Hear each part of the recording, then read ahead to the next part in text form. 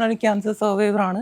ഞാൻ stage 4+ cancer ആയിരുന്നു survive ചെയ്തത്. അപ്പോൾ ആ ഒരു സമയത്തൊക്കെ ട്രീറ്റ്മെൻറ്റിൻ്റെ സമയത്തൊക്കെ എൻ്റെ ഒരു ചിന്ത, ഇത്രയും നാൾ ഞാൻ നന്നായിട്ട് ജീവിച്ചു, ഇപ്പം ഉള്ള സമയത്ത് നന്നായിട്ട് ഹാപ്പി ആയിട്ട് ജീവിക്കുക, മുന്നോട്ട് പോവുക, അങ്ങനെ ഒരു ചിന്ത മാത്രമേ എനിക്ക് മനസ്സിലുണ്ടായിരുന്നുള്ളൂ.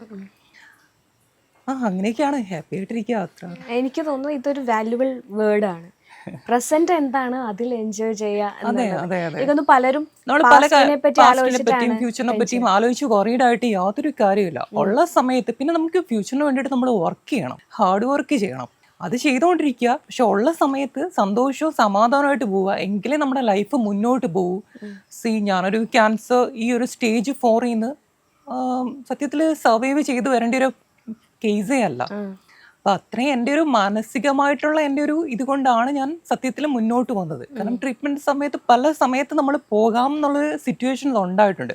പക്ഷെ ആ സമയത്തും ഞാൻ മാനസികമായിട്ട് അത്രയും നന്നായിട്ടുണ്ടായിട്ടുകൊണ്ടാണ് മുന്നോട്ട് പോയത്.